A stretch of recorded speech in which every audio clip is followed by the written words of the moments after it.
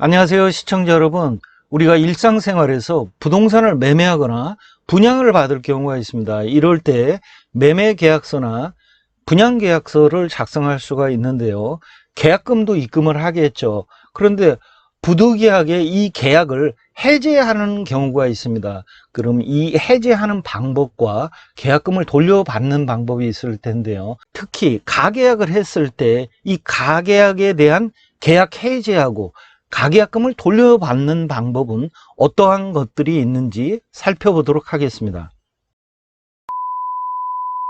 이렇게 정계약에서는 계약금의 10%를 납입하고서 분양계약서를 발행함으로써 계약이 성사됩니다.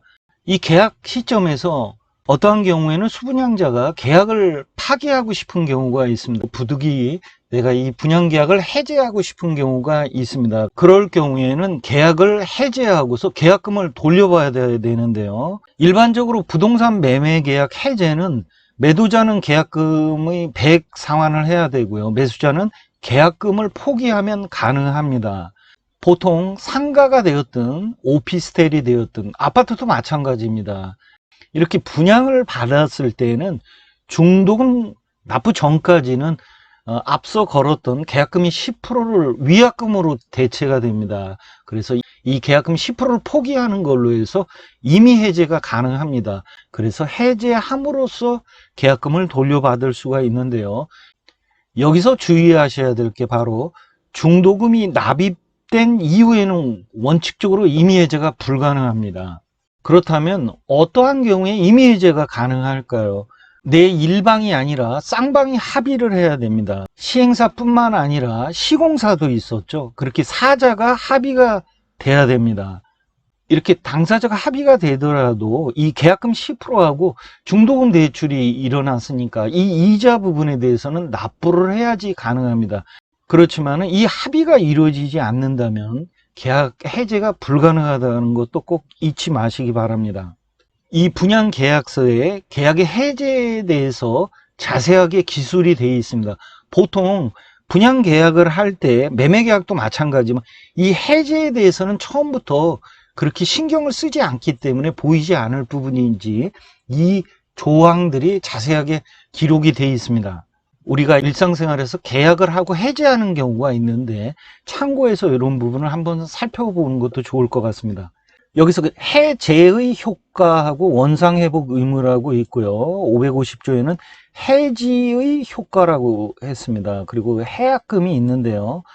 우선 해제의 효과인데요. 당사자 일방이 계약을 해제한 때에는 각 당사자는 그 상대방에 대하여 원상회복의 의무가 있다라고 했습니다. 계약 당사자 일방이 계약을 해제한 때, 취소하고 싶을 때는 각 당사자라고 했습니다. 서로 쌍방이 그 상대방에 대해서 원상회복, 일방이 원상회복이 아니라 서로 원상복구를 해줄 의무가 있다라고 했습니다. 취소를 하게 되면 서로 쌍방에 대해서 각각의 원상회복 의무가 있다라고 얘기를 하는 겁니다. 이어서 해지의 효과인데요. 당사자 일방이 계약을 해제한 때는 계약은 장래에 그 효력을 잃는다라고 되어 있습니다. 여기서 계약의 해제하고 해지가 다른 점이 바로 그겁니다. 해제는 취소의 효력이 발생합니다. 원상회복이 되는 거죠. 원래 계약을 했던 그 시점으로 되돌리는 겁니다. 해지는 예를 들어서 월 임대차 계약이 있겠죠. 계약을 하고서 계약이 진행이 되다가 해제를 하고 싶다. 그러면은 정확히 임대차 계약은 해지, 그 시점에서 해지가 되는 겁니다. 계약금을 납부하고서 월세를 냈겠죠. 만약 해제가 된다면 이 낸 월세도 계약금도 다 돌려주고 돌려받아야 됩니다. 그렇다면 상식적으로 그건 있을 수 없는 일이 되겠죠. 그래서 해지라고 정확하게 표현을 하는 거고요. 해제는 이 계약 시점으로 완전히 원상회복, 취소를 했을 때하고 동일한 효력을 발생하게 됩니다. 관련해서 해약금에 대해서 살펴볼까요? 이 해약금에 대해서는 매매의 당사자 일방이 계약 당시에 금전 기타 물건을 계약금, 보증금 등의 명목으로 상대방에게 교부한 때에는 당사자 간에 다른 약정이 없는 한 당사자 일방이 이행에 착수할 때까지 교부자는 이를 포기하고 수령자는 그 배액을 상환하여 매매계약을 해지할 수 있다라고 이렇게 민법에서 관련 조항을 살펴볼 수가 있습니다. 일반적인 부동산 매매 계약에서 매도자가 있고 매수자가 있죠. 이 매수자가 계약금을 매도자에게 지급을 하겠죠. 이 계약이 쭉 이어지다가 그 이후에는 이 매수자는 중도금하고 잔금을 해야 될 책임이 따르죠. 그래서 이 이행이 바로 중도금하고 관련된 내용입니다. 이 이행에 착수할 때까지 교부자는 이를 포기하고 수령자는 그 배액을 상환하여 매매계약을 해지할 수 있다. 이 중도금을 지급하기 이전까지는 매수자는 이 계약금을 포기하거나 이 매도자는 계약금의 배액을 상환하여 이 매매계약을 서로 임의 해지할 수 있다는 얘기입니다. 이러한 민법 조항으로 인해서 앞서 살펴봤던 분양계약서 작성하고서 계약을 해지하고 계약금을 돌려받는 그 과정들이 바로 이런 민법에 기초했다라는 것입니다. 그 다음으로 좀 살펴볼 필요가 있는 게 가계약에 대한 내용입니다. 이 가계약이라는 건 뭐냐면 분양이 되었거나 매매나 임대차 등 정식 계약 이전에 임시로 맺는 계약입니다. 계약은 기본적으로 민법에서 계약 자유의 원칙이라는 게 있습니다.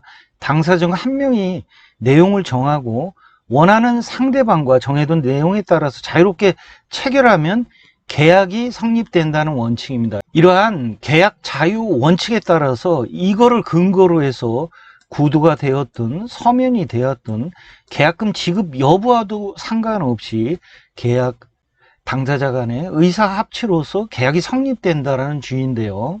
우리가 부동산을 매매할 때 가계약을 하는 경우가 많이 있습니다. 이 가계약도 어떤 분들은 가계약은 계약이 아니다라고 잘못 아시는 경우가 있는데, 이러한 것들을 근거로 해서 가계약도 계약이라는 것을 항상 염두에 두실 필요가 있습니다.